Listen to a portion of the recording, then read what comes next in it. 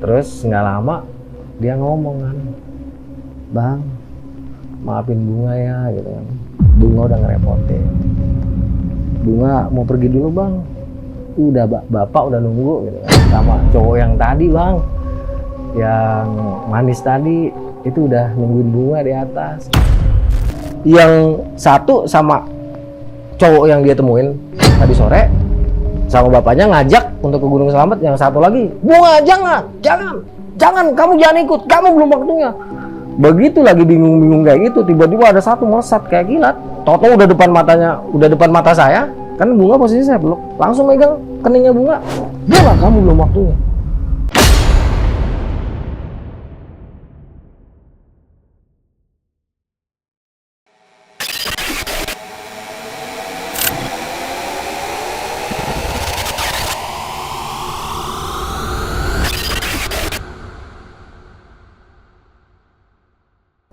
Assalamualaikum warahmatullahi wabarakatuh. Dunia penuh dengan misteri. Hal gaib selalu ada di kegelapan malam. Kita bertemu lagi di 7 Rupa Channel. Malam hari ini, saya Mandra bersama Om Ogi menghadirkan lagi-lagi dengan tim kita, yaitu Mas Arya Sena. Kita sapa dulu Mas Arya Sena. Selamat datang kembali Mas Arya Sena. Iya. Bro, sehat? Alhamdulillah. Alhamdulillah sehat. Kali ini Mas Arya Sena akan membawakan cerita berisi tentang kejadian misteri dan pengalaman spiritual, yaitu perjalanan mendaki Gunung Slamet.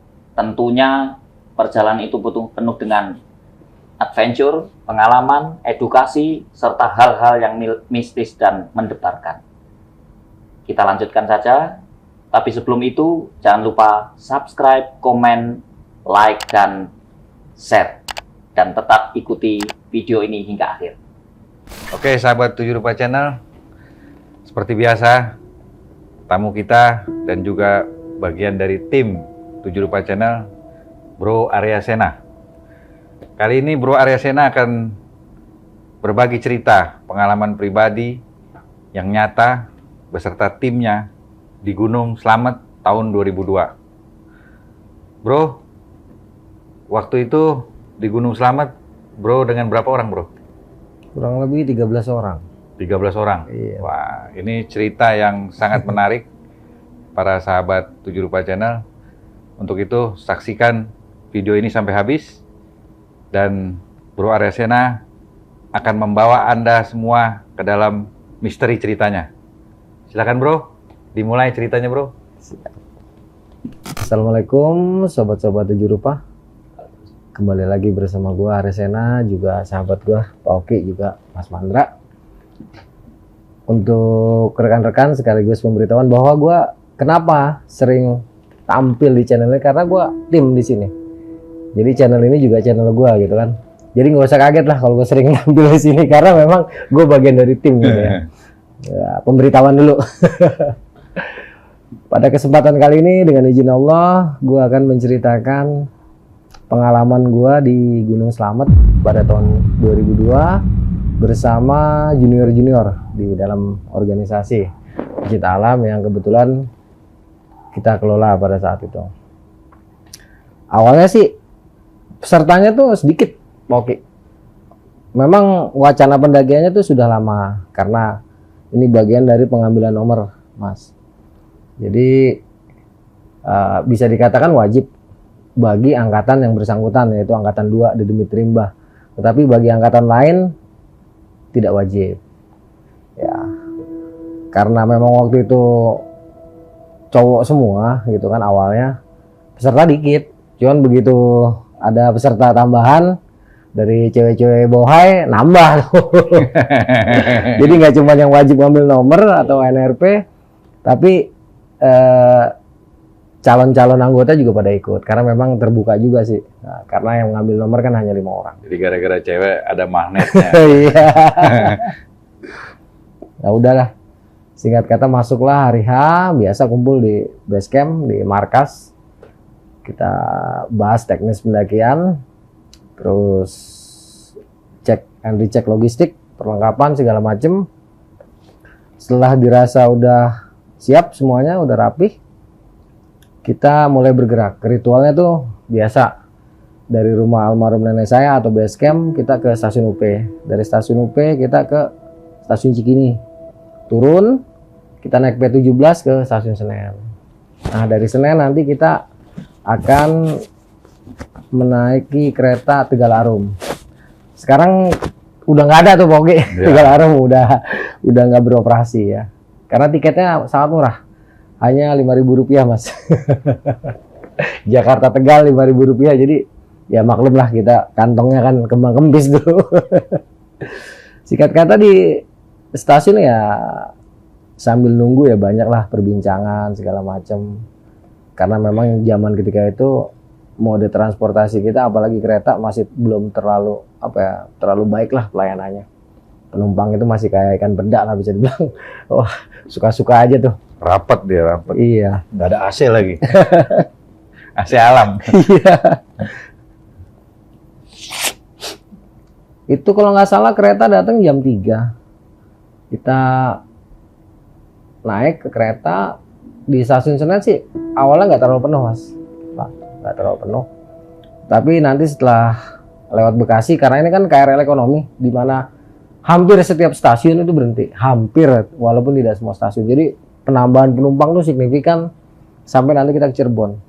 Nah, sepanjang perjalanan ini ya di kereta itu ya ada yang ngobrol, ada yang bercanda-bercanda gitu kan.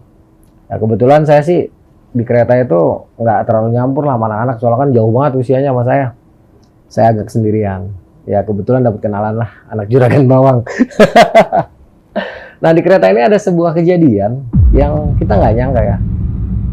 Apakah ini trigger atau bukan? Saya sendiri nggak terlalu yakin lah, karena makhluk-makhluk yang kasat mata itu bisa aja lah.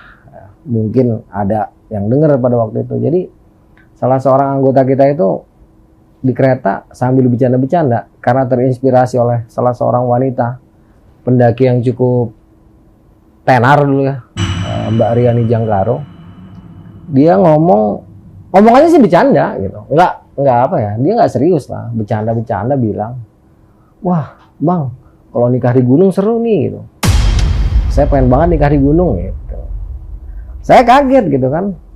Awalnya sih biasa, cuman pas dia bilang, wah jadi pengantin beda nih. Nah, pengertian saya pengantin itu, kalau di Jawa itu kan waktu almarhum nenek saya masih ada, kita dilarang tuh di sungai nyebut-nyebut pengantin gitu kan.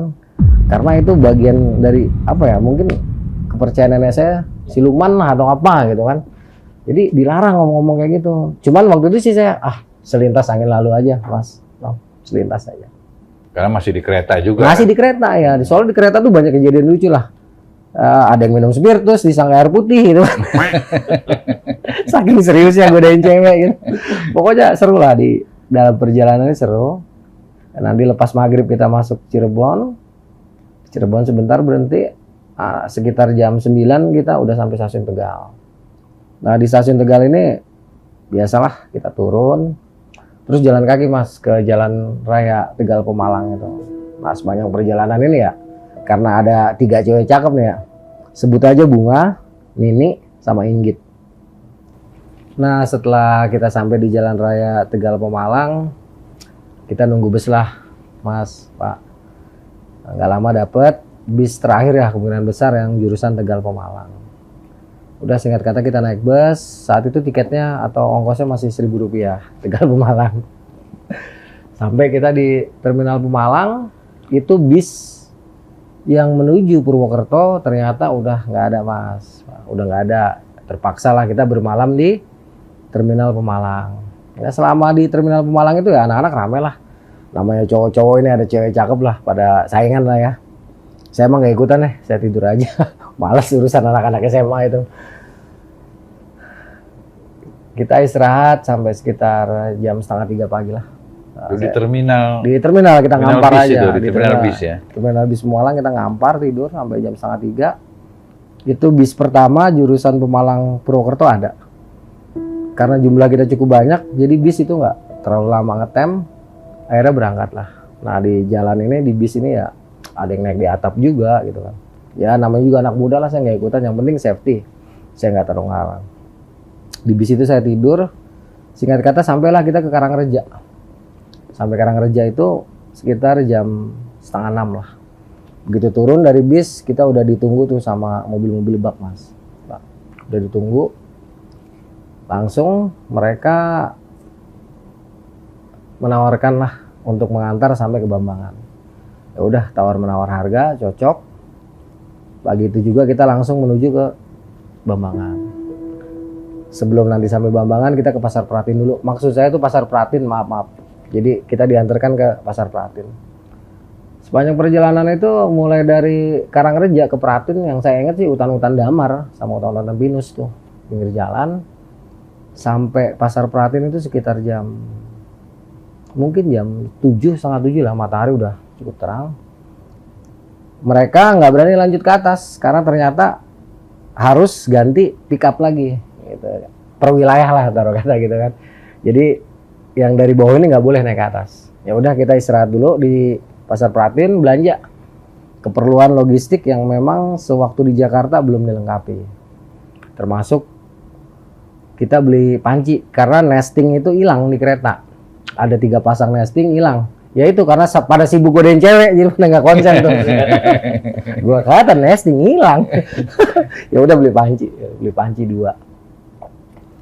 Semua udah cukup di list, udahlah keperluan untuk masak tim.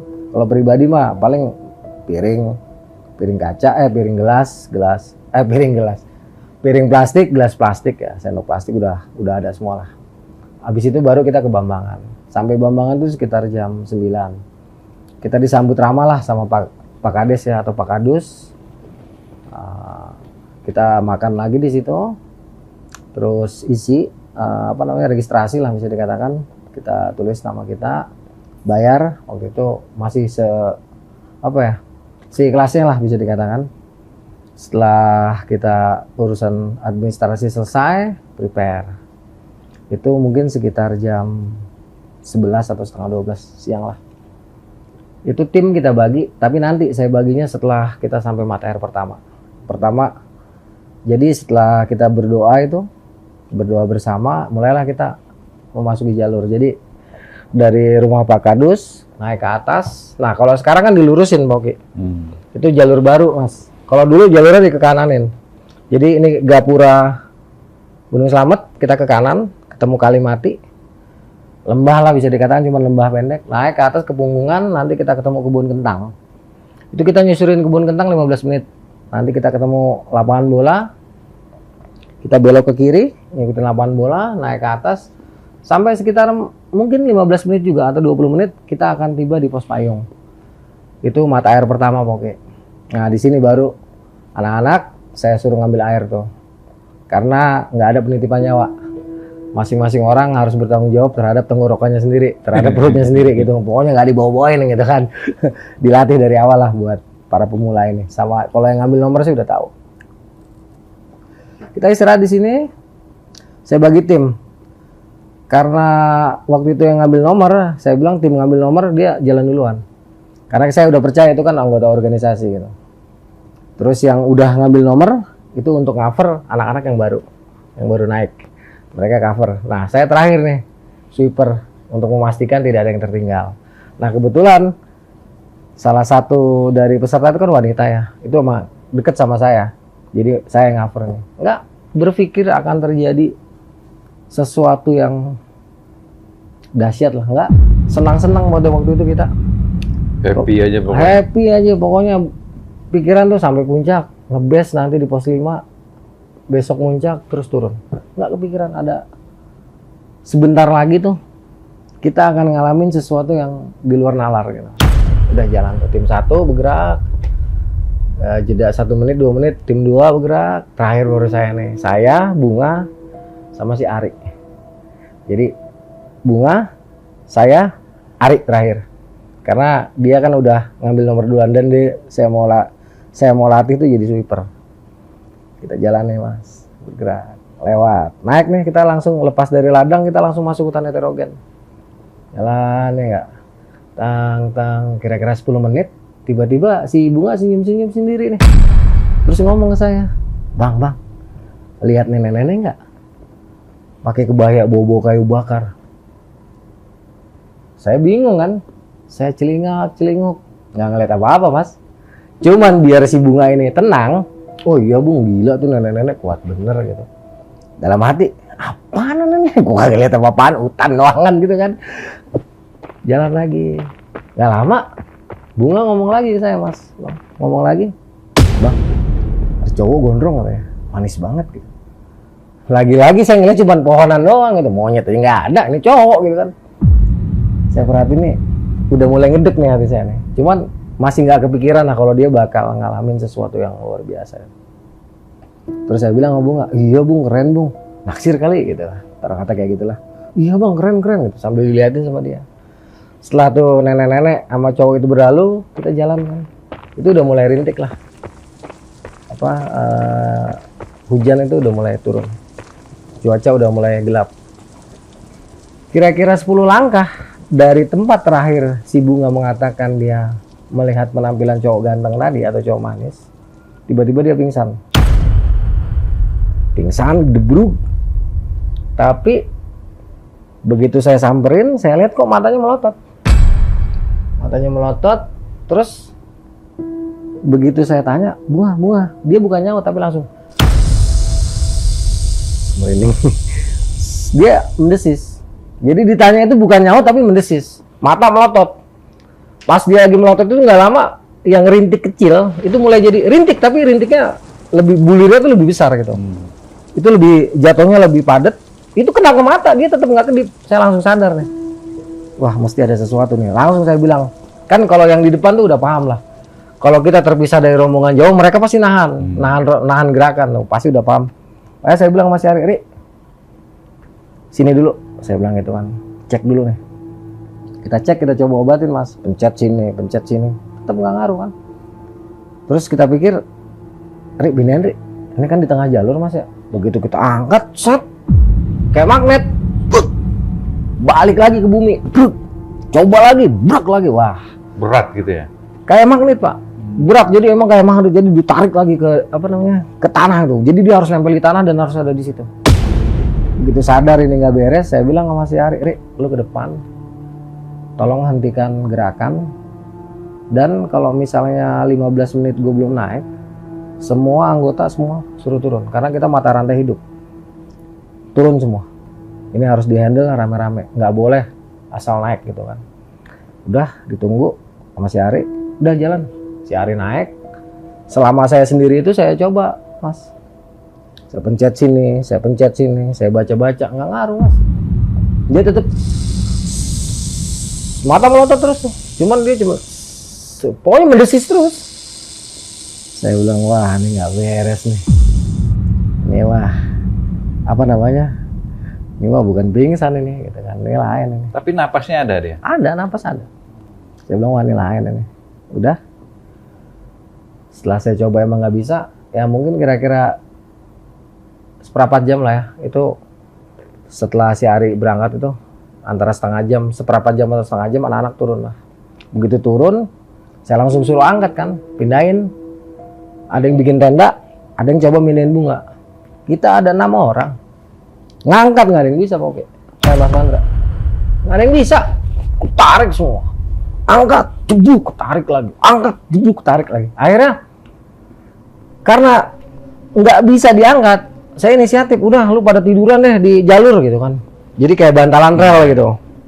Nah si bunga itu ditaruh ke badan kita gitu. Itu kayak gelondongan kayu pokoknya. Wow, berat banget, jadi kalau jalan tuh wah sakit. Jarak 10 meter sampai ke tenda itu hampir setengah jam. Hanya untuk memindahkan sosok ramping bunga. Bunga itu paling beratnya 45, 47 dulu ya. Kalau sekarang udah punya anak 3. Dulu dia masih ramping gitu kan. Masih gadis lah ya. Masih SMA apa oke, masih seger-segernya gitu. Separuh mati itu kita mindahin.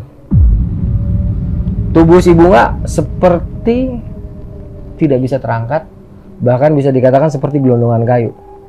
Bener-bener kayak gelondongan kayu, nggak bisa diapa-apain. Hanya bisa kalau kita jadi bantalan dan tangannya itu harus disentuh Ke tanah. ke tanah.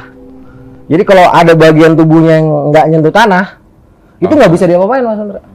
Misalnya diangkat semua, udah kayak ada kekuatan narik gitu, jeduk. Udah lengket. Akhirnya kita geser doang bisa itu. 10 meter setengah jam, nggak logika sebenarnya. Begitu udah masuk tenda, ya itu datanglah nih. Ada beberapa orang gondrong-gondrong ya. Saya waktu itu udah cepak, udah pendek rambut saya. Dia nggak tahu saya juga gondrong dulunya, gitu kan. Langsung datang.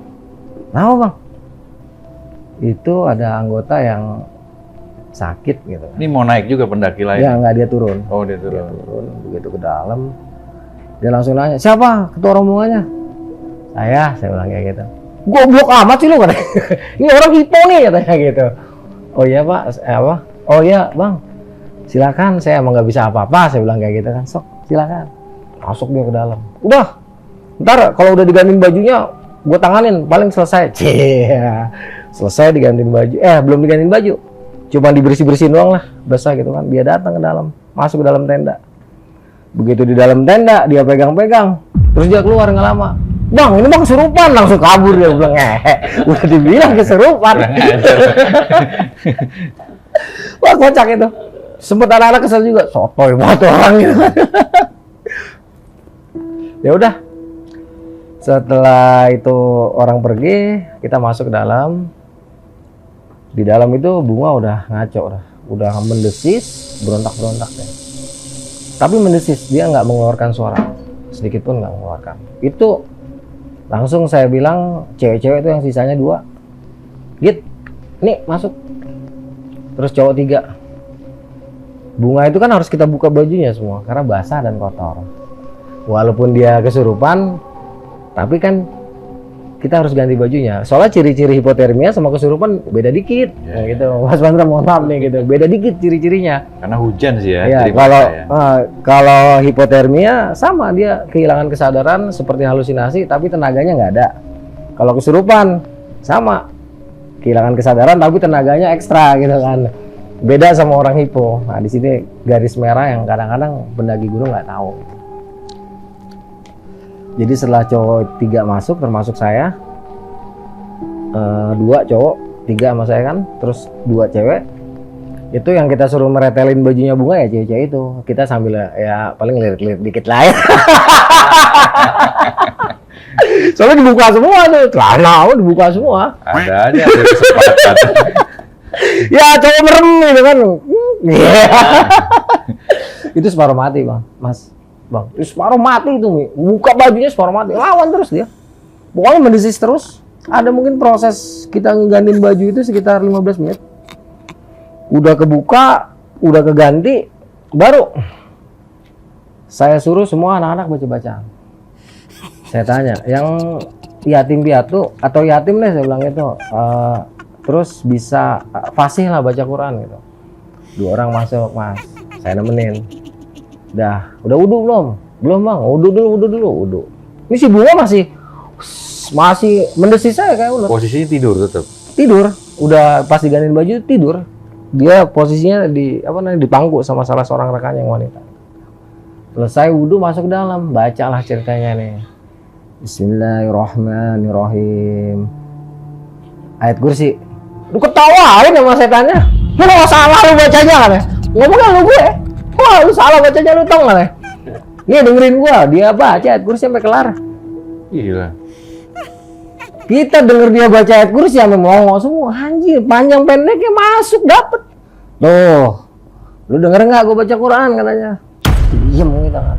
Bingung. Anjir ayat kursi. Saya udah mulai panas nih saya. Soalnya udah lain kan hawanya, cuman masih saya bisa tahan lah situasi.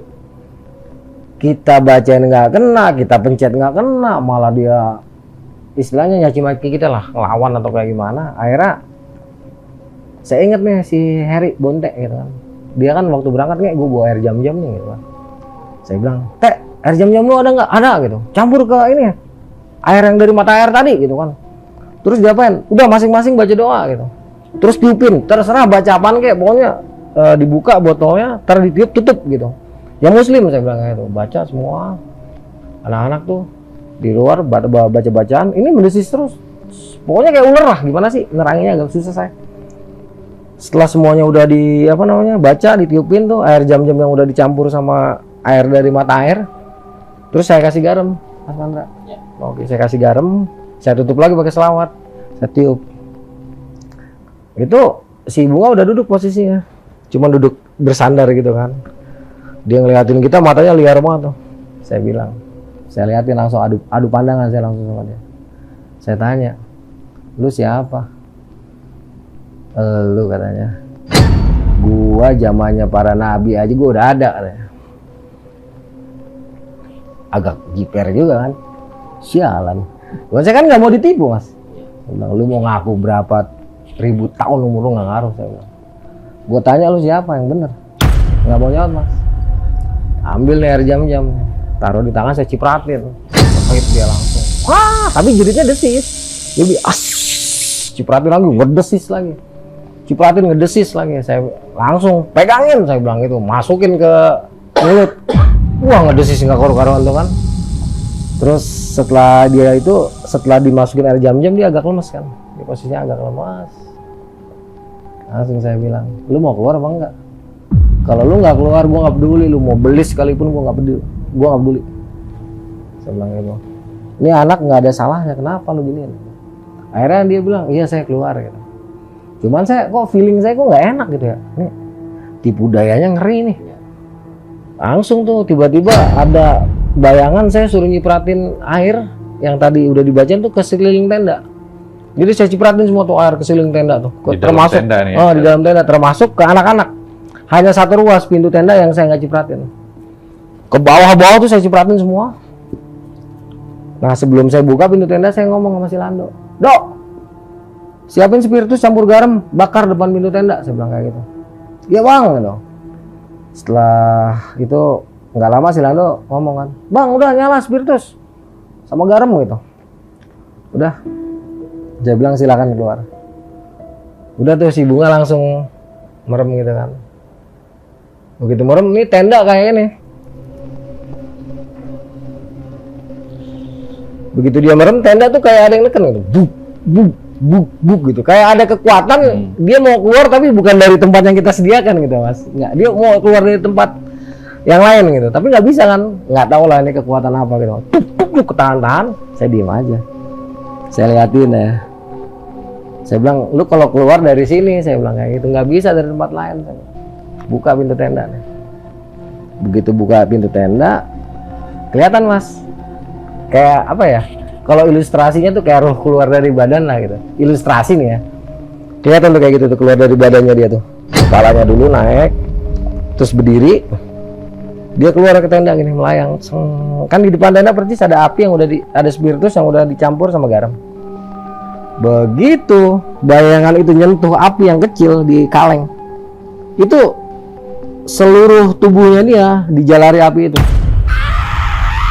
Itu Mas terlihat wujudnya kebaya, kain kebaya nenek-nenek ya. Pokoknya kebaya lusuh lah. Mata satu, tanduknya 3, satu tanduk cabang 3, megang tongkat ular, megang pedang ular, megang tongkat ular. Begitu dia keluar dia teriak, wah, gua kenceng banget, wah, nggak bisa gitu lah. Pokoknya melengking mana sih, melengking kenceng banget. Setelah dia melengking, anak-anak semua istighfar. Astagfirullahaladzim. Itu langsung kayak ada angin Mas. Kayak ada angin apa namanya? Kayak ada angin ribut. Itu daun-daunan pada jatuh itu. Wah itu anak-anak kacau banget di luar itu. Wah yang sholawatan, yang istighfar, yang baca-bacaan. Pokoknya ngaco itu. Sekitar 1 menit, hilang. Anak-anak astagfirullahaladzim. Wah apaan nih gitu kan. Panik udah, cuman tenang. Saya bilang kayak gitu. Si Bunga di dalam bangun. Gua kenapa ya gitu. Oh, sadar udah. Sadar dia langsung. Lega dong Mas, Bang, lega kan. Alhamdulillah. Langsung ketua angkatan pertama saya tarik. Sup. Ini pendakian nggak bisa dipisah-pisah. Sekarang bikin 2 tim. Begitu 2 tim itu udah terbentuk, mulailah kita beres-beres barang. Sementara tenda belum dibongkar. Tetapi yang di luar ini untuk tim pertama, mereka udah bebenah lah bisa dikatakan. Barang-barang yang nggak kepake udah masuk ke keril. Pokoknya udah rapi.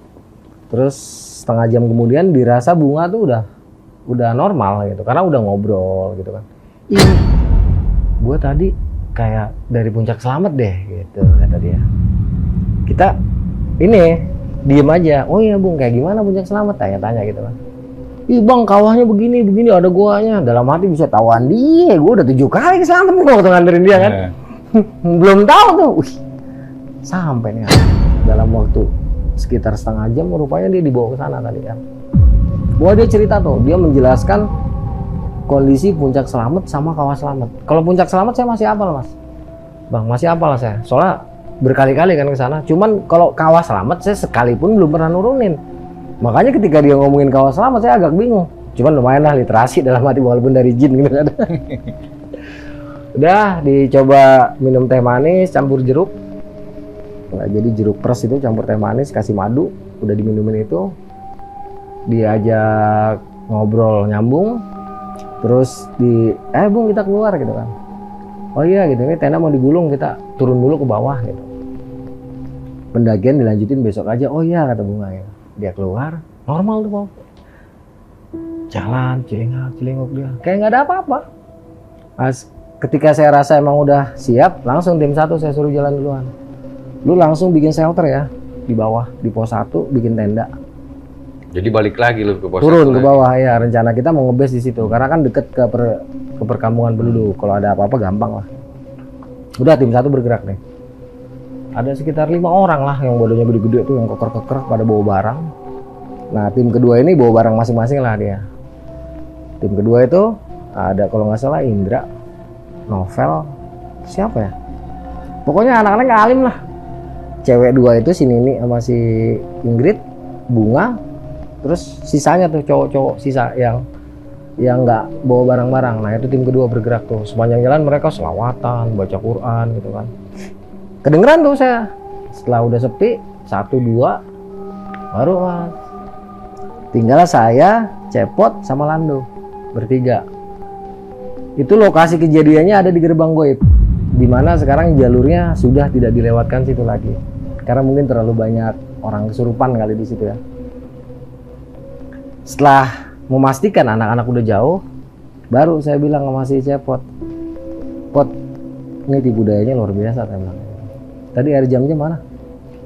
Nggak dibawa kan sama anak-anak? Dibawa separuhnya, dimasukin ke botol. Ya nggak apa-apa tuh buat jaga-jaga lah, buat pegangan di sana. Yang sisanya punya kita mana? Masih ada setengah botol mas yang udah dicampurin. Udah, saya masukin kantong plastik. Kantong plastik kan kita emang biasa bawa kantong plastik yang kiloan tuh. Saya masukin tuh, terus garam.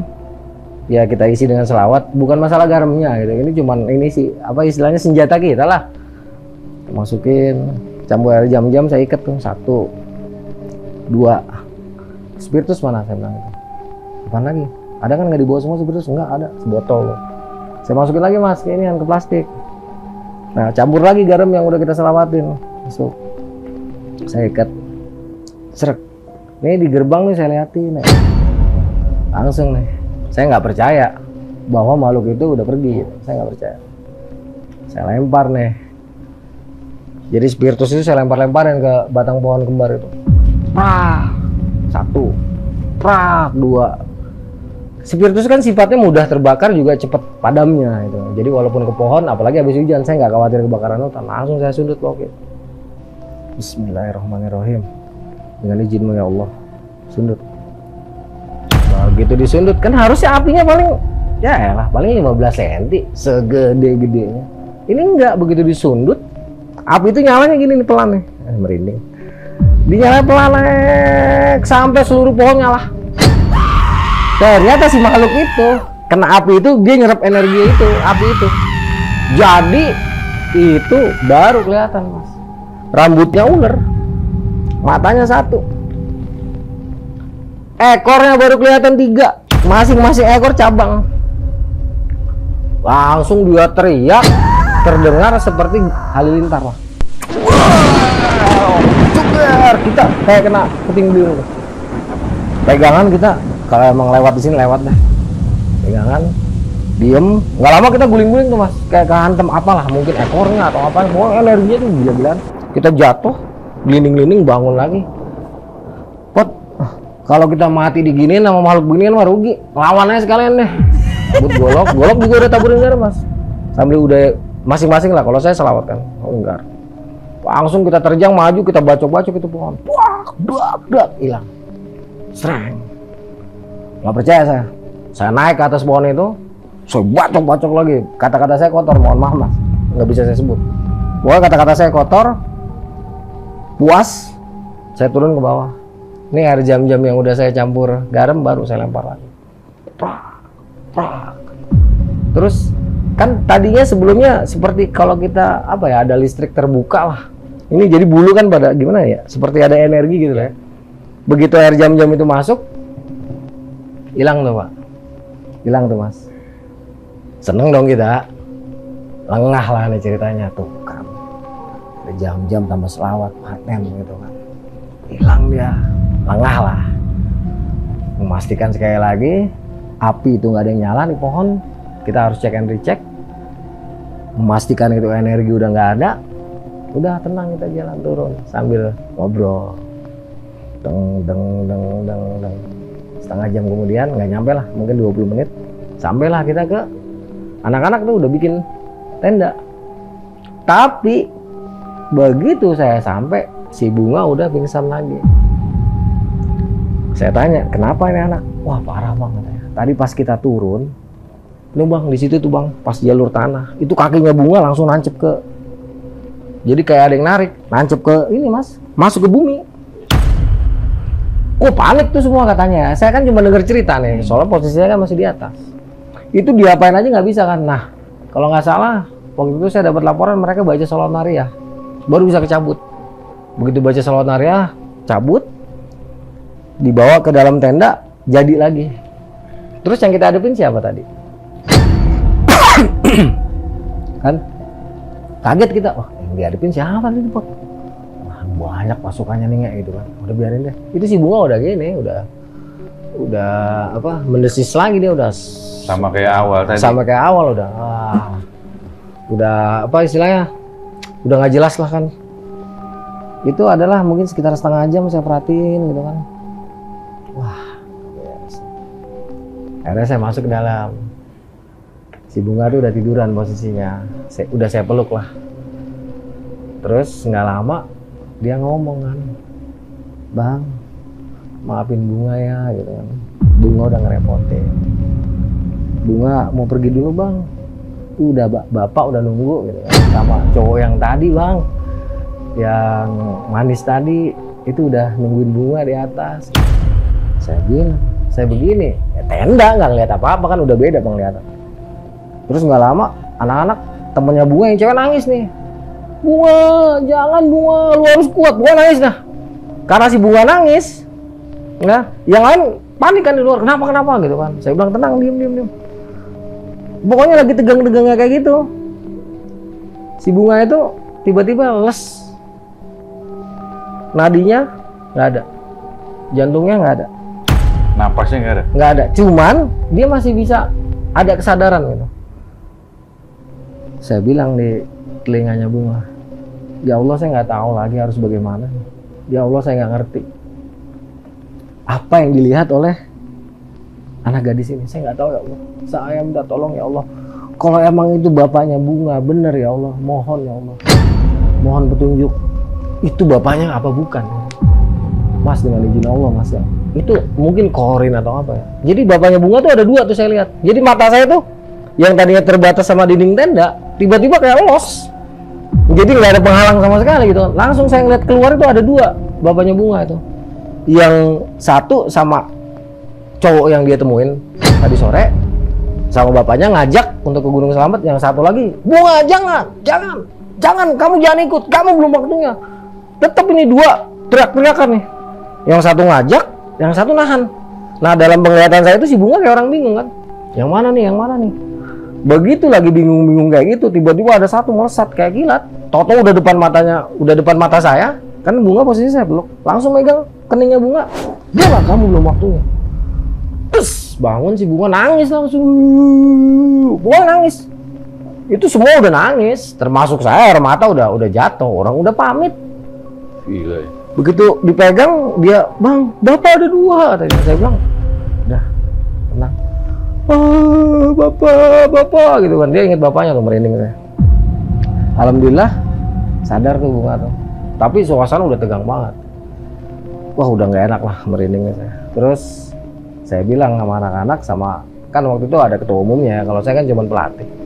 Saya bilang ini udah nggak mungkin naik. Saya bilang, turun aja. Gunung nggak kemana-mana. Saya bilang kalau kita sehat, kita besok masih bisa naik lagi. Tapi kalau kita celaka, selesai kita. Nah, sekarang turun dulu. Nanti kalau di bawah situasinya udah kondusif, silakan yang mau naik nggak apa-apa. Oke bang, siap. Udah, dirapiin lagi. Rapihin. Nah sebelum turun saya dapat ide baru, Mas. Kalau nggak gini aja deh, panggilnya orang kampung 2 orang, saya bilang kayak gitu. Soalnya bunga ini nggak bisa jalan udah, Mas. Diri jatuh. Tapi sadar gitu ya? Sadar, tapi tenaganya kayaknya udah habis. Tenaganya udah nggak ada habis. ya? Nah, jadi kita kebingungan juga. Saya tanya, yang bawa uang lebih siapa? Ya ini ya, anaknya juragan batik ini, yang modalin kita ke Kerinci. Ada udah. Panggil aja, gampang bayar banget. Alhamdulillah. Ada, saya utus 2 orang turun, nggak lama baliklah sama orang kampung. Begitu udah siap-siap, lagi rapi-rapi, saya balik dulu Mas, naik ke atas sendirian. Ke arah pohon kembar. Saya balik ke sana, saya tengok dulu. Itu nggak ada yang ngikutin kan? Begitu saya udah sendirian, baru saya salam.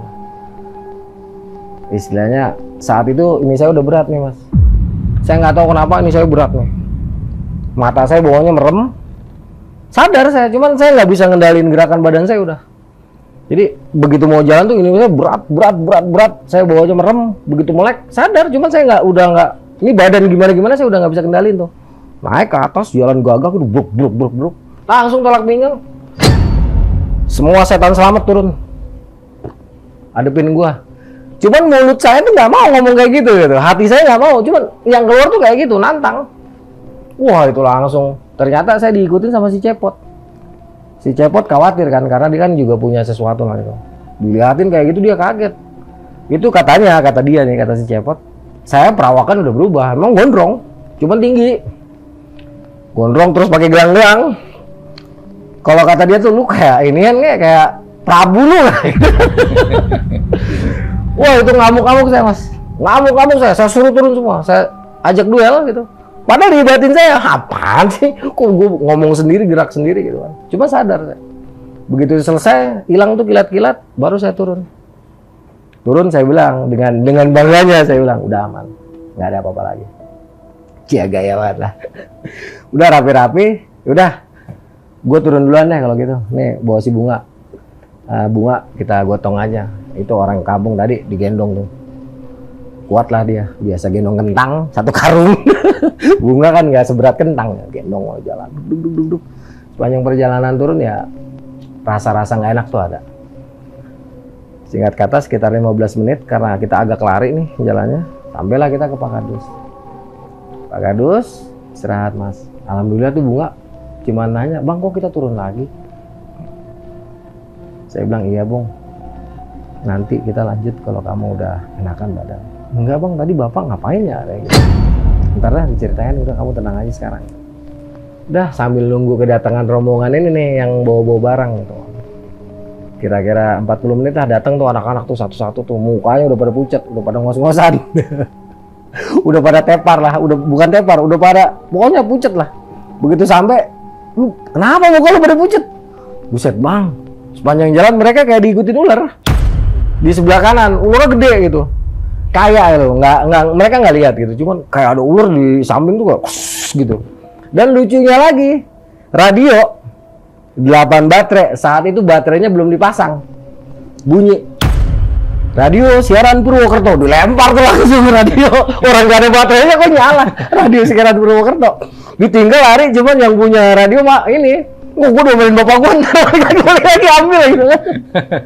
Begitu diambil dicek, nah kan gak ada baterainya gimana nyala gitu. Radio siaran Purwokerto masih inget banget. Saya ketawa-tawa juga tuh, ya udahlah udah aman nih Bunga. Nah malam itu kita kumpul dalam satu ruangan tuh di rumahnya Pak Kadus. Jadi Bunga di tengah, nih anak di tembok nih semua anak-anak nih. Yang jikiran-jikiran, yang ketawa lah. Pokoknya intinya malam itu kita sebagian besar begadang untuk jaga si Bunga. Dan sampai pagi itu no problem, tidak ada masalah. Bunga pun sepertinya akan fine-fine aja. Sampai sekitar jam 7, jam 8 pagi tuh, sampai pagi itu nggak ada apa-apa. Kita sarapan, dia juga ikut makan, dia mandi, apa, diajak ngobrol udah udah nyambung gitu kan. Emang tatapan matanya masih agak kosong, cuman saya waktu itu kayaknya udah, walaupun pendakian untuk bunga ini kita nggak akan lanjutkan gitu kan. Udahlah, tim kebagi dua nih, karena ada yang udah pernah mendaki Gunung Slamet, ada yang belum, apalagi yang mau ngambil nomor nih, kan sakral nih acara pengambilan nomor. Kebagilah tim, ya udah kita ngobrol agak jauh nih, Bang. Sengaja, ini rumahnya Pak Kadus, kita agak turun sekitar 100 meter jauh kan? Ngobrol, kita gimana? Ya udah lu ntar diem, ya terserah jam berapa aja, naik deh, saya bilang kayak gitu. Gue tunggu di sini. Ya udah, deal lah nih. Ada kebagi dua tim mau naik. Begitu kita sampai ke rumah Pak Kadus, toto bunga udah tolak pinggang. Kalau lu mau pada naik Gunung Slamet, gue ikut lah.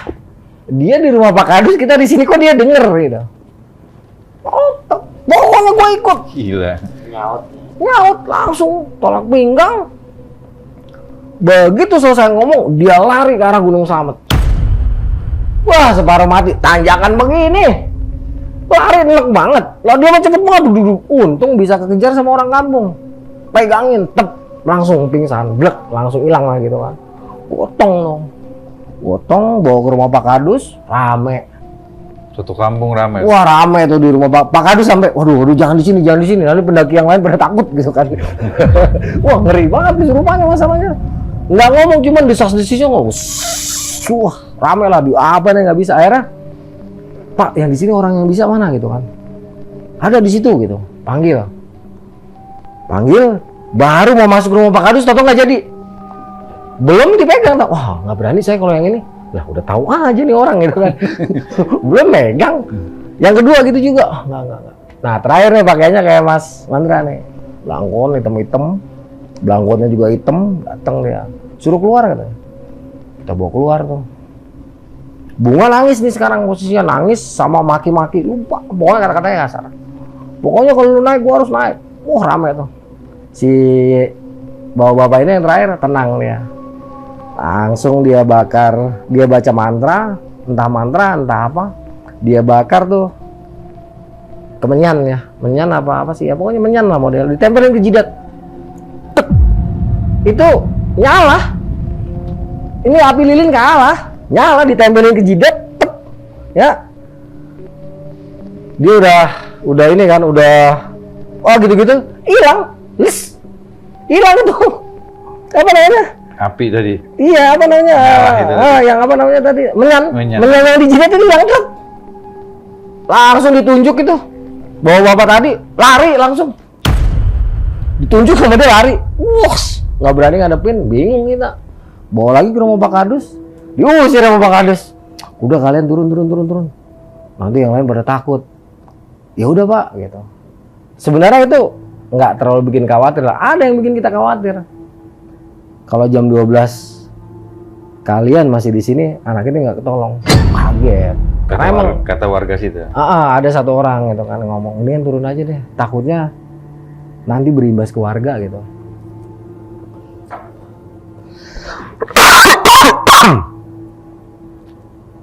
Ya udah, karena emang seperti itu, udah anak-anak packing lah, beres-beres. Terus kata Pak Lurah juga, udah kalian nggak usah naik lagi lah, nanti aja kapan-kapan kesini lagi, taruh kata gitu. Udah tim kita saat itu pokoknya diusir, udah nggak boleh ada di situ lagi. Udah diusir mau gimana lagi? Charter lah kita. Ini apa namanya? Coldback, tawar menawar sampai Purwokerto berapa? Kalau nggak salah waktu itu 130.000.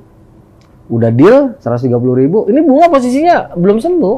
Cuman dia begitu habis dalam menyan itu, saya nggak tahu entah hilang, entah itu. Pokoknya menyan itu hilang aja posisinya. Posisi dia tuh masih tiduran gitu kan, masih lemas-lemas. Begitu mobil bak datang, kita taruh di atas mobil bak, masukin ke dalam sleeping bag, itu dia lemas. Itu sepanjang perjalanan kan saya di dalam sleeping bag tuh sama si bunga. Berdua itu si bunga lemas. Dia nggak mendesis, nggak apa, cuman apa namanya, cuman gitu, kayak orang nggak sadar tuh. Udah singkat kata dalam perjalanan itu kita cover terus sampai ke Purwokerto. Nah, di Purwokerto itu mampirlah ke rumah Pak D. Pak D-nya mantan istri gitu kan. Kita mampir ke situ, begitu masuk ke dalam rumah Pak D saya jadi ngamuk lagi. Itu sekampung orang nolongin, yang baca-baca, yang nyembur. Kagak bisa sembuh. Ada sekitar 2 jam itu. Ngamuk gak koron si Bunga itu di belakang Unsut itu. Di apa namanya? Karangwangkal.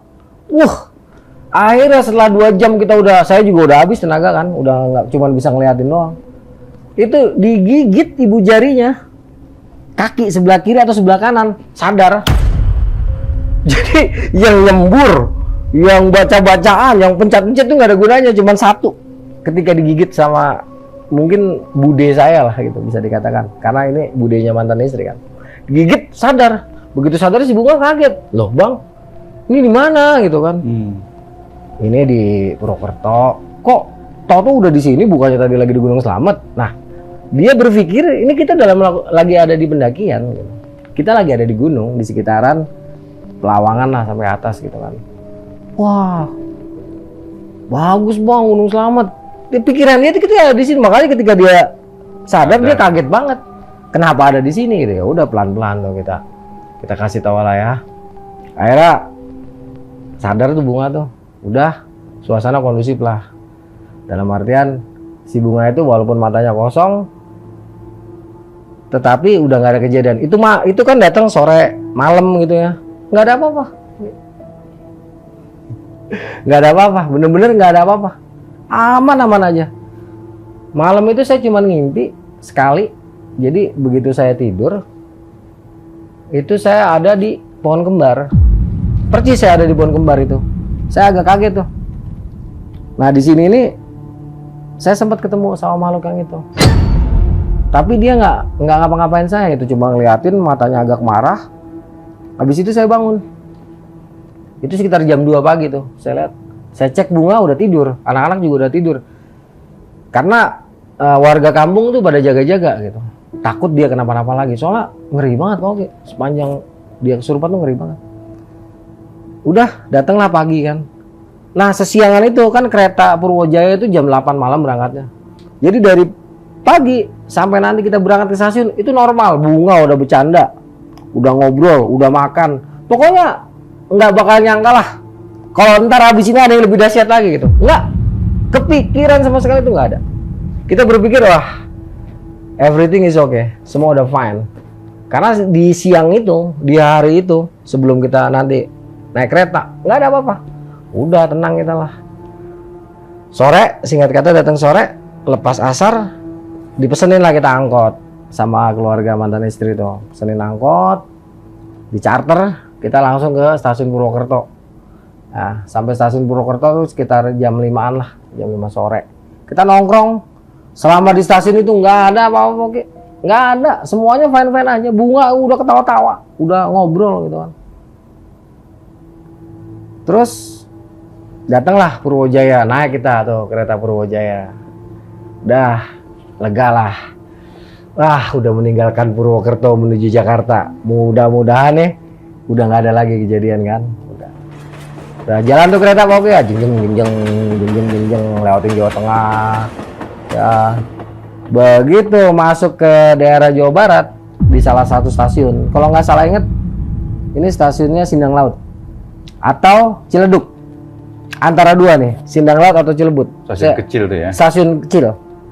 Ketika masuk stasiun itu, menjelang masuk stasiun itu, tiba-tiba si Bunga yang tadinya lagi ngobrol-ngobrol tuh senderan gini. Ketika senderan, nah itu kan si Bunga ditemenin sama si Cepot.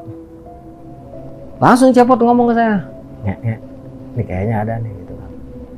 Begitu selesai Cepot ngomong, itu semua anak kecil, kan kita posisinya di bordes, di tengah-tengah antara gerbong ini sama gerbong ini. Jadi di antara gerbong ini nih, kita kan posisinya di situ. Itu anak kecil nangis semua pokoknya. Nangis kenceng-kencengnya. Pokoknya semua anak kecil tiba-tiba nangis. Ramai tuh kereta. Wah. Pas lagi gitu, saya tiba-tiba mata saya tuh bisa nembus gerbong lah, bisa dikatakan, entah gimana caranya, kelihatan tuh ada sosok lagi jalan di atas gerbong. Itu kukunya panjang-panjang, kayak dia sudah tidak seperti sosok nenek-nenek tadi. Posisinya lebih ini ya, lebih gahar lah, lebih gahar banget posisinya, udah kayaknya wujud aslinya deh. Tuk jalan di atas gerbong itu. Terus saya kaget, tiba-tiba ada waiters lah ya, Mas, ini temennya lain ini Mas, gitu kan. Ini ada sesuatu nih, dipegang sama dia Pak Oki. Dipegang, begitu dia action, mental ya Pak Oki, satu gerbong dia mental, gunung. Kaget dia, astagfirullahaladzim, gak berani deketin, masuklah kita ke stasiun.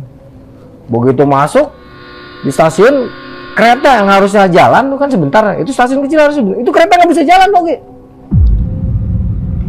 Terus kan kita gaduh banget nih di dua gerbong ini kan gaduh, anak kecil nangis, ini suara mendesis, pokoknya akhirnya menarik perhatian kepala stasiun. Nah, kepala stasiun ini kenapa akhirnya kita disuruh turun? Ya nanti kita taunya besok gitu. Karena apa? Dia kaget, kok loko itu, kata dia. Kok lokomotif ada makhluk besar itu ngedudukin lokomotif, ditahan. Jadi kereta itu nggak bisa jalan. Menurut cerita dari kepala stasiun, ditahan itu lokomotif, didudukin. Pokoknya engine-nya itu jadi nggak bisa bekerja lah. Makanya kita semua disuruh turun. Itu penumpang yang ribut-ribut, turun semua, turun gitu kan.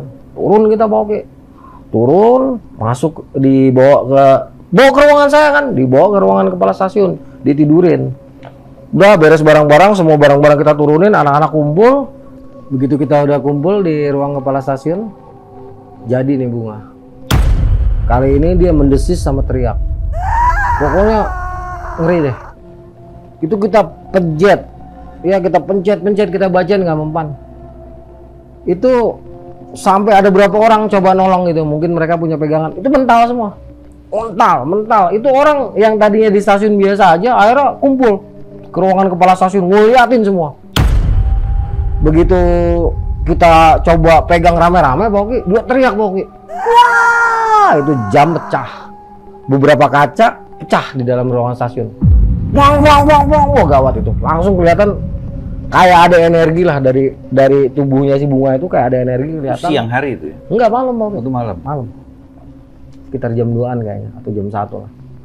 Itu karena situasinya udah kayak gitu, akhirnya kepala stasiun manggil ini warga di sekitar stasiun. Dipanggil nih si bapak ini. Udah begitu beliau datang, baru ngeliat Bunga langsung astagfirullahaladzim, kata dia. Langsung dia tuh baru ngeliat langsung gitu. Kita waktu itu masih bertanya-tanya, ini makhluk yang mana nih? Apa makhluk yang tadi gue lihat di atas kereta itu kan? Udah sangar banget, penampilannya udah beda banget. Langsung dia lah, istilahnya action lah. Terus si Bunga itu kepegang sama dia, ngamuk-ngamuk, dia nggak kuat juga Pak Oki. Ya, semacam dia tangannya, dia kan gini nih, tet, itu kayak balik dia. Ketika balik ini dia langsung bilang, tolong baca ini, subhanallah walhamdulillah wala ilaha illallah wallahu akbar, kalimat tasbih gitu kan. Tolong baca itu semuanya. Terus kita semua tuh harus gandeng-gandengan tangan. Kita semua harus atau pegang-pegangan pundak. Sampai nanti saya megang si bapak ini gitu kan. Jadi saya megang pundak si bapak ini, sementara pundak saya dipegangin sama orang-orang. Itu ratusan orang Pak Oki di stasiun megang. Nah pas kita baca itu kayak di tangan kayak ada ngalir semacam kayak aliran listrik gitu yang masuk ke si bapak ini gitu. Sereng baru dia kepegang sama si bapak itu. Tep, begitu kepegang dia minta inian botol aqua, botol mineral lah maksudnya. Dia minta botol mineral diisi sama air. Ya, diisi sama air mentah gitu. Diisi itu sama air mentah, itu botol aqua dipegang sama dia. Kan air mendidih ya? Air mendidih. Kan itu air biasa ya? Itu mendidih kok, Ki. Dipegang sama dia mendidih sampai botolnya tuh pengok-pengok. Iya. Panas, bener-bener panas. Itu air segitu panasnya dibuka. Kan dibuka panas banget. Itu dituangin ke matanya Bunga tuh. Tuangin ke matanya Bunga, dituangin ke telinganya Bunga, dituangin ke mulutnya Bunga, langsung kok. Tapi masih ngelawan tuh. Sampai itu air habis tetep makhluk itu masih ngelawan. Akhirnya si bapak minta inian. Minta kertas sama pulpen. Gitu kan. Udah. Dibawain tuh kertas sama pulpen. Yang ngasih si Lando. Posisi saya udah lemes banget Oke, udah nggak bisa ngapa-ngapain saya. Akhirnya saya mundur, udah nggak sanggup lah saya. Mulai itu bapak diikat, dia ngikat ini ya pakai sorbannya dia tuh, matanya dia. Cek, kertas kecil, pulpen warna hitam, saya inget banget, digambar sama dia, sak. Dan anehnya, ketika matanya merah, itu tintanya jadi merah. Ketika rambutnya yang ular itu seperti api, ya warna api. Jadi ini udah di luar nalar gitu kan. Itu satu, tintanya tinta hitam tapi jadi lukisannya lukisan berwarna. Ketika jadi sosoknya sama persis sama yang kita saksikan di Gunung Slamet. Nenek-nenek berkebaya, cuman kali ini dia tulangnya kelihatan. Ya, tulangnya kelihatan. Semua tulang-tulangnya kelihatan tapi penuh dengan api. Jadi full api tuh. Badannya itu tanduk 3, cabang 3, rambut ular, ekor 3, pedang ular, tongkat ular. Dikasih lihat itu satu stasiun istighfar. Astagfirullahaladzim. Udah kita disuruh ini lagi, pegang-pegangan tangan lagi, pegang-pegangan bahu, ngalirin lagi tenaga ke dia, dibakar nih si gambar tadi, dibakar, apinya naik Oke. Udah jadi debu kan, turun lagi jadi kertas sih. Naik lagi jadi debu, turun lagi jadi kertas. Wah gila itu.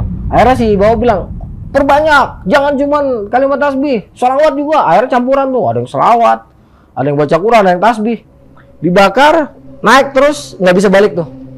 Sisa sedikit nih, langsung dia buru-buru lari keluar stasiun, gali batu, dimasukin itu ke dikubur, terus dikasih apalah, semacam apa ya, tanda lah, semacam pagar lah gitu. Pagar gaib lah. Langsung dia lemes. Alhamdulillah, ini anak kalau nggak ketolong nggak ada ini. Kenapa? Jadi ada yang lewatnya sedikit. Jadi selama di stasiun itu bunga jerit-jerit, ini anak harus dibalikin ke Gunung Slamet. Gitu. Sorry tadi kelewat Oke. Jadi selama dia jerit-jerit ngamuk, anak ini harus dibulangin ke Gunung Slamet karena pesta udah siap.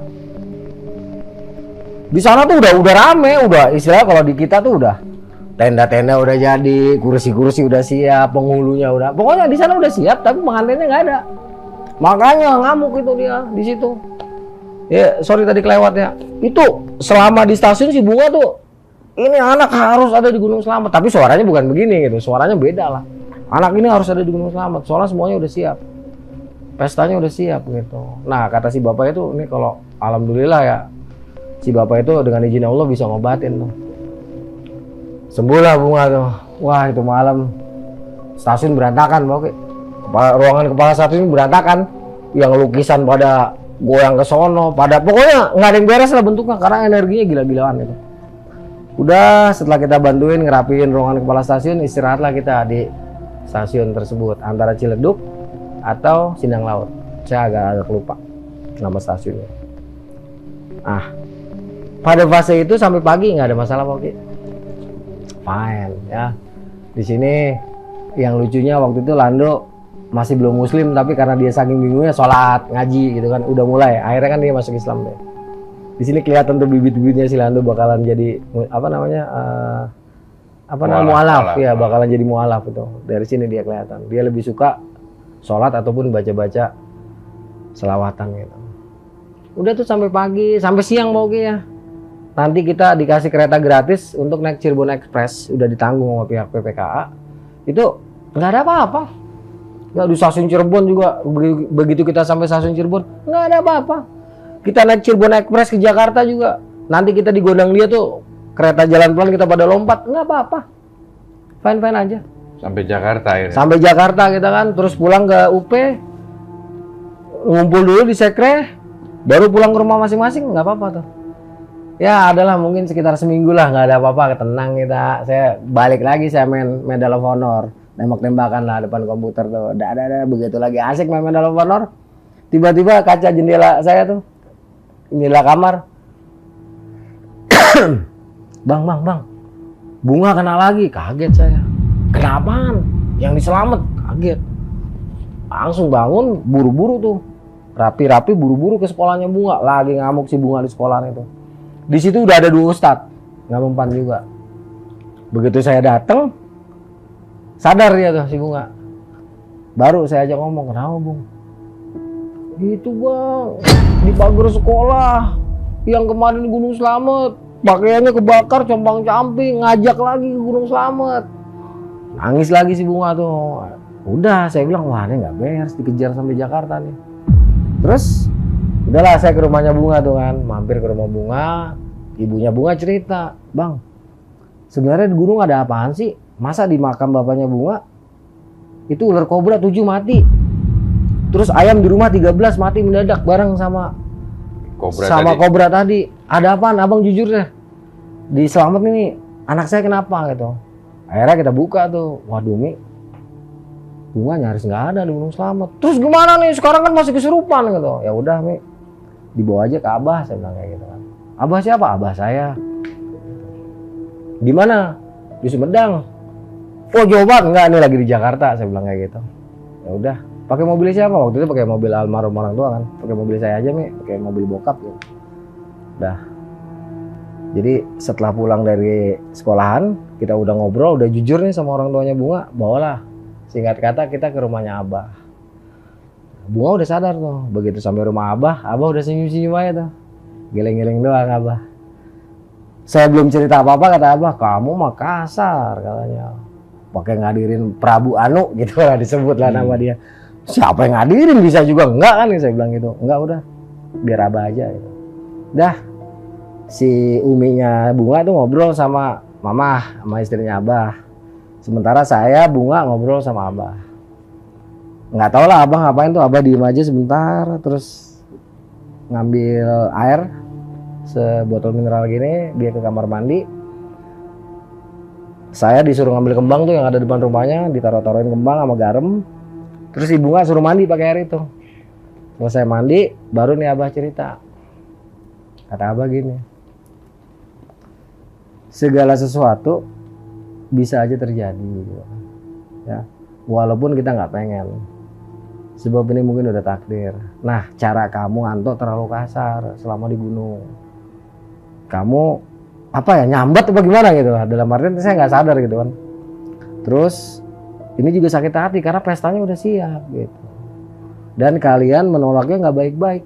Termasuk yang nolongin kalian di stasiun. Sebelum stasiun iya. malah ya. Padahal kita belum cerita tuh sama Abah. Diem aja, namanya depan guru, namanya depan pembimbing sendiri ya diem aja udah. Iya Bah, ya Bah. Udah, terus si Bunga dipegang sama Abah tengkuknya. Terus kayak bawa sesuatu nih Abah. Terus diginiin sama dia. Udah. Sini Neng, kata Abah. Udah. Terus dia pegang lagi tuh tengkuknya si Bunga nih, kepala sama tengkuknya. Udah, si Bunga langsung seger tuh mukanya, matanya udah nggak kosong lagi.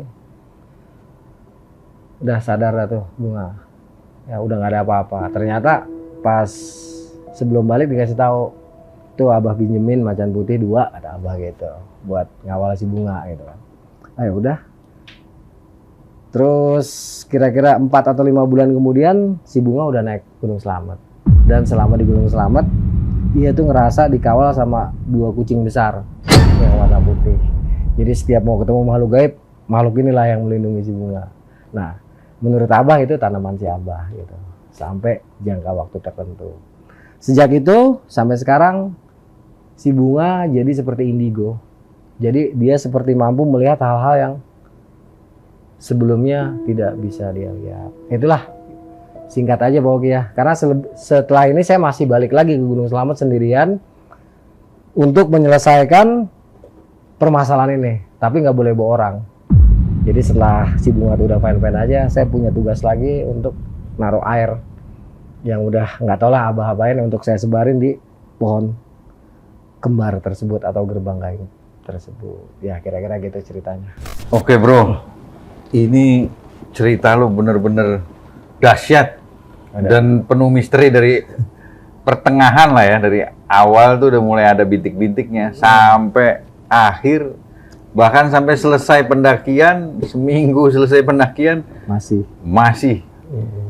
Dan juga bro ya, ini makhluk apa ini, makhluk gaib apa gitu kan. Bro, berarti intinya lu nggak jadi naik kan? Enggak. Di pertengahan aja di pos 2 ya? Sebelum pos 2, ya dia udah jatuh duluan kan? Iya, pertengahan.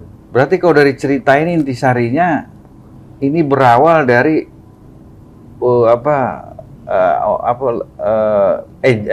ejekan atau keinginan kalau mau merit di sana gitu. Ya candaan lah. Candaan lah ya, candaan mau merit di sana. Mungkin juga, mungkin triggernya itu salah satu triggernya. Itu di dalam kereta padahal kan? Di dalam kereta bercanda-bercanda dan nggak ada maksud. Si Bunga pun kalau ngomong sama saya gitu, ya nggak ini bang nggak beneran, cuma ngomong doang gitu. Enak ya kalau merit di sana. Nah, gitu, iya, merit di sana enak kayak Riani Janggaro gitu kan disebutlah. Okay. Nah, ini yang gua lihat nih yang lu dari dalam tenda, kan lu cipratin air Zam-Zam. Nah, air Zam-Zam, ini kan lu sendiri nih, orang lain, pendaki lain yang turun, sempat dia bilang hipotermia, ternyata oh ini mah kesurupan, kan lari dia nggak jadi. Nah, terus akhirnya lu sendiri yang ngadepin kan, lu sendiri ngadepin, terus akhirnya dia mau keluar, dengan cipratin air Zam-Zam campur garam dan baca-bacaan doa-doa salawat Nabi. Akhirnya dia berhasil keluar dan kelihatan wujudnya karena ada api. Lando udah pasang api di depan. Itu semua orang lihat, bro? Lihat. Semuanya ngelihat. Nah, itu kan pertama kali dia menampakkan wujudnya pas kena api. Iya. Itu nggak pada takut tuh, bro? Takut, Pak. Takut. Cuman ya kita solid gitu kan. Karena bisa dikatakan banyak yang udah berpengalaman di situ pendakian karena udah pelatihan kan, sebelumnya mereka udah dididik, dilatih. Jadi bisa handle yang belum dididik sama belum dilatih. Takut, kita takut. Gimana nggak takut? Orang wujudnya kelihatan terus kayak angin ribut sekitar kita. Suaranya tuh kayak angin ribut, gimana sih? Suara angin, daun pada rontok. Takut itu bunyi-bunyi apa namanya? Yang namanya takbir, baca Quran itu nggak berhenti. Ngeri, cuman kita tetap di situ, tetap nggak bergerak dari lokasi itu. Oke. Nah, terus akhirnya kan kelompok pertama depanan Bunga tuh, kan udah mulai sadar dia kan? Iya. Jalan duluan, lu terakhir tinggal bertiga. Kasarnya lu mau ngebersihin lah nih, ngebersihin sapu bersih terakhir gitu. Itu jauh jaraknya lu, bro, dengan mereka? Jauh, mungkin sekitar 10 menitan. 10 menitan? Iya. Oke. Akhirnya lu berhasil lagi dengan air Zam-Zam dan garam serta salawat Nabi, lu berhasil melihat wujud mereka lagi. Karena lu bakar itu pohon kan? Iya, bakar. Itu beneran kelihatan besar, sebesar pohon itu? Iya, setinggi pohon itu. Iya, makhluknya setinggi pohon itu. Jadi harusnya kan api itu paling 15 cm lah, atau seluas cipratan ini aja lah, spiritus lah. Tapi ini pelan-pelan merambat sampai ke pucuk pohon, tapi ngebentuk makhluk itu. Dengan buntutnya 3 itu? Dengan ekornya 3 baru kelihatan. Ekornya 3, jadi makhluk itu baru kelihatan banget tuh. Ekor 3, tanduk 3, mata 1, rambut ular. Dia nyerap energi api tadi. Nah itu suaranya ngeri itu. Wah, terus semacam kayak ada angin ribut lagi, terus kita kayak kesabet sesuatu lah, mental semuanya. Bangun, udah daripada mati konyol, mendingan ngelawan. Gitu. Bacok-bacokin hilang loh. Gitu. Wah itu ngeri banget itu kalau inget. Nah, terus kan sampai ke rumah Kadus, kepala dusun kan. Kepala dusun sempat diobatin oleh orang sekitar. Bukannya malah bener, tambah hancur kan, tambah parah lah situasinya kan. Parah, ya. Nah, yang gua heran nih, temen lu kan agak menyingkir 100 meter lu bilang. Diskusi, oke, sebagian tetap mau naik karena udah ngambil nomor. Iya, untuk pengambilan nomor ya. Pengambilan nomor. Yang lain ikut sama pulang, gitu kan. Lu berarti termasuk kelompok yang pulang? Termasuk stay, kelompok yang stay, bukan pulang, stay. Oh, stay. Nah, karena saya juga nggak bisa ngelepas mereka. Artinya niat lu nggak pulang, stay di situ, yang lain naik. Yang lain naik. Oh, sambil lu nanti nunggu lagi pulang. Nah, nunggu mereka. Kan soalnya saya tetap bertanggung jawab. Nah, pas lu balik ke rumah setelah diskusi, oke, yang mau ngambil nomor silakan naik, gue stay di sini nungguin Bunga di rumah Kadus gitu kan, kepala dusun. Nah, akhirnya lu begitu balik ke situ langsung Bunga marah-marah. Kalau lu naik, gue ikut naik. Terus dia lari tuh. Iya enggak, ngata-ngatain dulu. Nah, ngata-ngatain dulu. Baru dia lari ke arah puncak, ke arah jalur Gunung Selamat. Itu sempat ditahan orang nggak lewat, dia larinya emang bener-bener kayak manusia. Iya, kayak lari orang nggak sakit, kenceng banget. Untung ada petani lah di atas yang bisa nahan. Kalau enggak mungkin terus nggak bisa keambil itu, nggak bisa kekejar udah. Untungnya ada orang di jalur ditangkep. Begitu ketangkep lemes dia langsung tidur gitu. Wah itu untung gitu ada 2 orang gitu, kalau enggak nggak tahu dah hilang kali itu.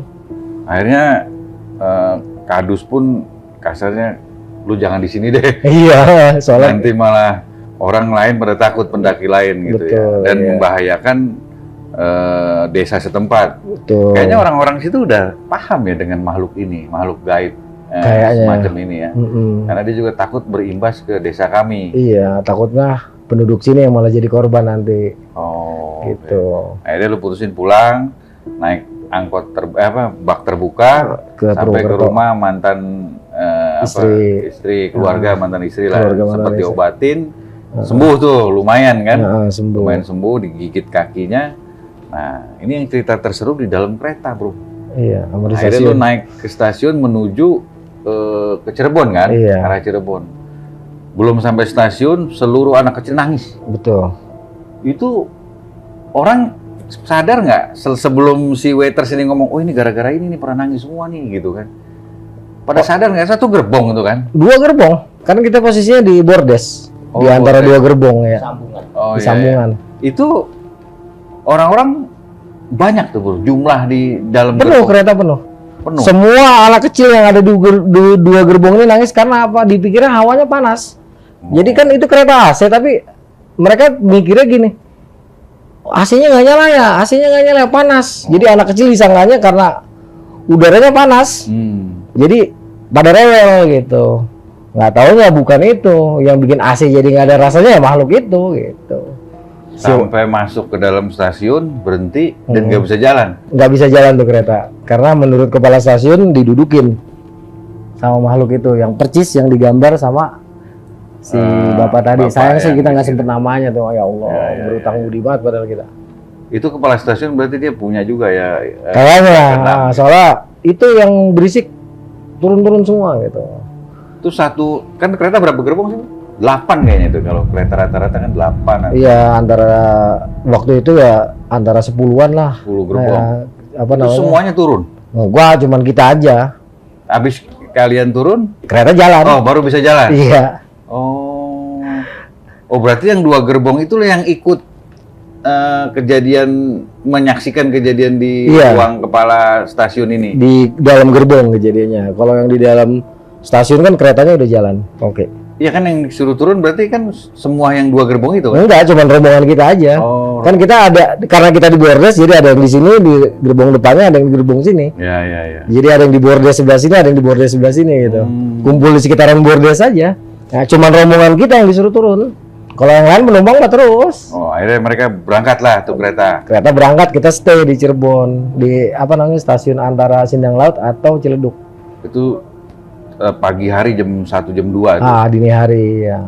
Nah sampai ketemu orang yang nolongin lagi tuh. Iya, karena si makhluk Bukan itu malam juga. malam dipanggil sama kepala stasiun karena apa? Tadi kan sempat kelewat tuh. Karena makhluk ini bilang anak ini harus dikembalikan ke Gunung Slamet. Karena pesta udah siap. Oh. Semakin kita pencet-pencet, kita baca-bacain, itu berantakan semua ruangan kepala stasiun. Jam pecah, kaca pecah. Jadi setiap dia teriak ada yang pecah. Itu sakit banget rasanya. Karena si kepala stasiun juga udah nggak bisa handle. Panggil lah orang. Panggil lah orang itu yang bisa itu, si bapak itu. Terima kasih Pak ya kalau nonton, atau keluarganya makasih banget. Nah itu sampai ratusan orang gara-gara dimanggil bapak itu. Ada beberapa puluhan orang datang lah gitu. Karena kan zaman dulu pedagang asongan banyak. Iya. Nah itu pedagang asongan kan puluhan. Terus gaduhnya juga kan mancing orang kampung pada nonton. Oh penuh jadi. Stasiun itu. Stasiun penuh. Nonton si Bunga ini kan teriakannya melengking. Oke. Sampai kemana-mana kedengeran. Ya bukan teriakan dia, teriakan makhluk. Iya. Itu kacau juga mana tuh. Betul. Tuh perasaan orang-orang kepala stasiun. Tapi dia nggak ngusir seperti Kadus itu kan, kepala dusun itu kan Enggak. kayak ngusir kita ini nggak, malah diobatin lah. Malah manggil disuruh orang. di sini ya manggil orang. Beda. Nah pas sudah dia kubur, kan diambil kertas itu dibakar, digambar, naik dibakar. turun, naik turun. Itu nyata itu. Jelas. Kertasnya kertas apa tuh? Kertas buku tulis. HTS gitu. Enggak, kertas buku tulis. Tulis. Iya, masa iya dibakarnya jadi debu, jadi kertas lagi? Semua orang lihat situ. Saksinya hidup semua masih, oke. Masih hidup semua itu saksinya. Termasuk orang-orang di skater stasiun Iya. nonton itu. Itu beberapa orang saya sempat baca di beberapa channel kan saya udah ceritain ini. Komen, saya pernah ingat tuh Bang kejadiannya sekitaran tahun 2002 atau 2003 gitu.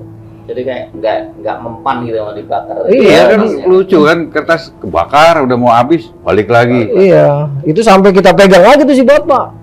Kita bacain selawat sama tasbih. Baru pernah itu pun nyisa sedikit. Nyisa sedikit itu buru-buru dibawa sama dia, mungkin takut balik jadi Iya. kertas lagi. Langsung dikasih, pokoknya begitulah. Wah, itu begitulah. Kubur langsung. Kubur jek, terus disiram lagi pakai air gitu kan, air jam-jam. Udah. Tadi lupa saya sebutin siram lagi. Sadar itu bunganya. Sadar sampai seminggu. Sampai pulang ke Sampai Jakarta. pulang, iya. Tuh pulang kereta pagi tuh. Naik Cirebon Express Cirebon kita. Express. Oh. Gratis deh tuh dari kepala Gratis, stasiun. iya. Udah ditanggung biayanya semua PJK. Baru sampai rumah. Sampai rumah nggak ada apa-apa. Dan kita juga nggak tahu tuh kalau nanti ibunya Bunga cerita, ya itu di makam pas kita lagi naik gunung kan dia. Oh iya, nah itu yang gue bilang 7 ular kobra itu. Iya, sama 13 ayam. Nah, Jadi ayam tuh di rumah dia. ayam di rumah dia kan melihara ayam kampung. 13 ekor mati, sama di makam bapaknya itu. Karena pas kita lagi naik, ibunya ziarah ke makam suaminya lah, bapaknya Bunga itu. Nah di makam itu ada 7 kobra mati. Terus ketika dia pulang 13 ekor ayamnya mati gitu. Tadinya mikirnya racun tikus. Iya, iya, Tapi kok lama-lama nih Uminya ngerasa ada yang aneh pas si Bunga kesurupan itu kan dia tahu. Yang di sekolah itu ya. Di sekolah. Makanya saya didesak suruh jujur. Akhirnya Akhirnya sembuhnya sama keluarga apa mbah kakek bro ya. guru lah bisa dikatakan ya, guru spiritual gitu. Yang kebetulan lagi di Jakarta. Lagi di Jakarta kebetulan. Nah, orang Sumedang beliau. Serem juga. Terus, nah yang pertanyaan terakhir nih. Lu bilang akhirnya Bunga pergi lagi ke Gunung Selamat. Gunung Selamat tapi nggak sama bro? Enggak, Oh, dia dengan kelompok lain? dengan kelompok lain. Iya. Oke. Tapi itu udah dititipin 2 ekor macan putih Oleh oleh guru Abah. spiritual Abah. Iya. Dan sampai sekarang dia jadi indigo gitu modelnya. Bisa lihat Bisa sesuatu. lihat segala sesuatu. Iya, pokoknya sesuatu yang ya persis indigo lah. Pernah nggak bro ngomong sama Bunga? Lu ke Selamat sendiri berani banget gitu. Dia bilang dia kayak orang nggak sadar. Kan saya sebelum dia naik kan saya harus balik lagi ke Selamat untuk bawa air segini nih. Oh, bro duluan yang Saya berangkat? duluan ya. Jadi saya nyebarin di pohon apa sambil saya minta maaf kan. Maaf kalau kemarin saya kasar gitu kan. Salam dari, saya nggak bisa sebut nama abah Iya, saya gitu kan. Salam dari Abah. Gitu. Abah. Nah, udah kelihatan tuh. Soalnya kan begitu saya cuci muka pakai air itu, mata saya langsung lain tuh, Oke. Jadi bukan ngeliat cuma pohon-pohon biasa, tapi di balik pohon ada apa? Makhluk-makhluk itu. Nah, kelihatan. Tapi setelah cuci muka pakai air yang dibawa sama Abah. Habis selanjutnya baru entah kapan Bunga baru berangkat. Ya kira-kira 4 bulanan lah dia baru berangkat. Gitu. Dan itu pun dia kayak orang disuruh ke sana karena begitu dia lewat situ lagi, dia juga itu baca doa segala macem gitu. Semacam kayak apa ya? Suruh pada inilah silaturahmi lah gitu. Dan saya setiap naik Gunung Selamat pasti ngeliat itu sampai sekarang. Pasti udah nggak kejadian lagi. Enggak. Hanya Bunga aja. Hanya Bunga. Saya pun ngeliat cuman ya nggak apa-apa, saya tegur aja, Mbak Bro. Gimana Mbak Bro, umur 6.000 tahun nggak capek apa? Lama bener hidup 6.000 tahun gitu. Iya. Oke, thank you bro nih ceritanya sangat mengerikan dan terkesan kuat sekali magicnya gitu, daya mistisnya gitu kan. Dan inilah yang akan saya jadikan novel. Hmm, Cerita ini nanti di novel jauh lebih lengkap. Oke. Iya. Oke pemirsa, itu tadi cerita dari Bro Arya Sena. Tapi sebelum diakhiri, seperti biasa, saya akan bertanya kepada sang pakar meneropong kegaiban, Mas Mandra Guna. Gimana Mas Mandra setelah mendengar cerita semacam ingin terjadi perkawinan gaib. Jadi gaib ini meminta anak manusia untuk jadi mantunya lah kasarnya, ingin menjadi pengantennya di sana. Menurut kegaiban yang Mas Panda teropong nih, Gunung Selamat seperti apa Mas Panda? Monggo Mas Panda. Langsung.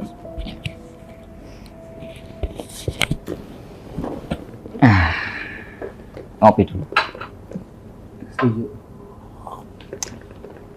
Nah, subhanallah. Alhamdulillah.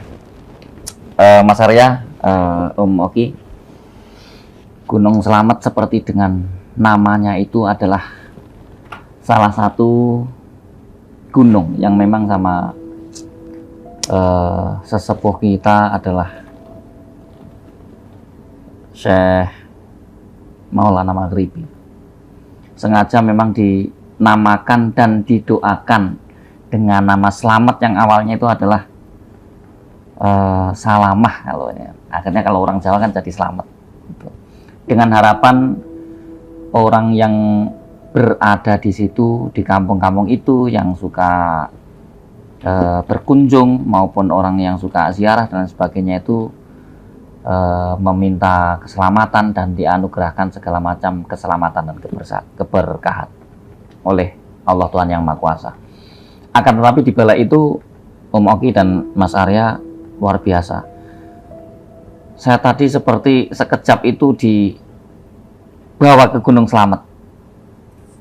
Saya mendengarkan apa yang diceritakan pengalaman Mas Arya, tapi mata saya tidak dapat ditahan, Om Oki. Seperti ngantuk tapi disirep. Saya udah tahan gini, saya udah tahan. Tapi dengan nggak terasa itu antara Sadar dan antara sadar dan tidak itu udah saya dengar, tapi alam batin saya itu udah berkelana ke sana. Seperti terbang ke Gunung Selamat. Gunung Selamat itu. Betul apa yang dikatakan Mas Arya itu, pengalaman tersebut dan yang ditanyakan oleh Om Oki itu, ada suatu kekuatan besar di Gunung Selamat itu yang meminta untuk kalau dibilang pamali atau saru kalau orang Jawa itu nyebut masalah perkawinan atau pengantin. Itu karena di sana itu ada suatu tumbal atau keinginan makhluk-makhluk gaib sana itu meminta yang wujud manusia itu untuk dikawini di sana. Itu adalah orang-orang yang tertentu, Om Oki. Biasanya orang yang memiliki darah hangat. Lupa saya, kopi ini kopi pahit. Itu adalah kesukaannya makhluk-makhluk gaib di area-area Gunung Selamat. Biasanya kalau orang darah seperti Mbak Bunga tadi, kalau orang darah-darah hangat itu, kalau minum kopi pahit ini dia manis kata dia itu. Itu ciri-cirinya adalah darah-darah hangat yang biasa disukai oleh makhluk-makhluk gaib yang di daerah Gunung Selamat tersebut. Itu sisi gaib yang ada di Gunung Selamat, termasuk kemungkinan besar dari Mbak Bunga itu memiliki dasar-dasar asal dari area tersebut, Mas Arya. Ya mungkin secara tidak langsung orang yang disebut Mbak Bunga tadi mungkin tinggalnya di Jakarta atau di Depok atau di mana. Akan tapi aura-aura masa lalunya itu pernah dia, leluhur-leluhurnya ada di sana. Sama seperti Mas Arya, tinggalnya di Depok. Akan tapi leluhur-leluhur ternyata nyambungnya ke Yogyakarta. Ya. Ternyata adalah orang-orang keraton Yogyakarta, turunan kedua Sultan Yogyakarta. Oleh karena itu, kekuatan besar yang ada di Gunung Selamat tersebut antara kekuatan mistis yang putih dengan yang kekuatan besar yang hitam itu seimbang. Makanya para syekh, para sunan waliullah itu memiliki jalur atau sangat kuat panca inderanya atau keinginan besarnya itu untuk melintasi area-area tersebut, termasuk Gunung Slamet, Pantura dan sebagainya itu, Demak, Kudus, itu karena apa? Karena di sana memiliki kekuatan-kekuatan besar yang memang harus disebarkan jalan-jalan kebenaran itu. Karena sebagai penyeimbang kekuatan-kekuatan yang kebatilan. Demikian Om Ogi dan Mas Arya, kekuatan besar di dunia yang tidak kita ketahui secara nyata itu, akan tetapi patut dipercaya dan diyakini. Karena apa? Karena itu bagian daripada kehidupan kita yang tidak bisa kita propos, karena berdampingan langsung dengan kita, walaupun di luar dimensi nyata kehidupan kita. Itu aja. Makhluk gaib itu yang ekornya 3, itu jenisnya jin apa, Mas? Oh, itu kalau kekuatan besarnya sudah turunan Ifrit itu, Om Ogi. Ngeri ya. Itu ngeri. Jadi memang turunan jin Ifrit, atau kalau penghulunya jin namanya Azazil, itu salah satu bentuk-bentuk jin atau makhluk yang luar biasa kekuatannya, diberi kekuatan oleh Tuhan Yang Maha Kuasa, itu bisa menyadap wahyu-wahyu ilahi. Kalau awalnya dulu, sebelum turunnya Rasulullah SAW, itu bisa menyadap wahyu ilahi yang dibawa oleh malaikat kepada rasul-rasulnya, itu disadap sama dia. Makanya hafal dia ayat kursi. Jangankan ayat kursi, puluhan ayat-ayat maupun kalimat-kalimat yang firman-firman Tuhannya bisa dicatat. Hafal seperti itu.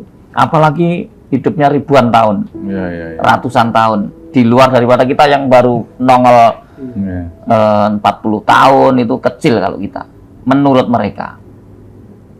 Setelah turunnya para messenger itu, para utusan-utusan itu, termasuk Rasulullah itu, mereka sudah tidak bisa naik ke langit satu, tidak bisa. Bisanya hanya menggoda di orang-orang yang imannya rendah, orang-orang yang tidak taat kepada agama, tidak patuh kepada tuntunan-tuntunan agamanya masing-masing, itu mudah dipengaruhi.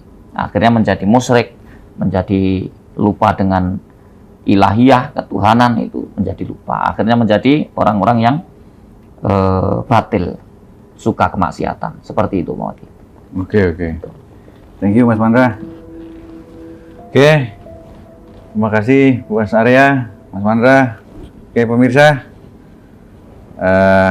Usai sudah cerita lengkap dari Mas Arya dan ulasan dari Mas Mandra.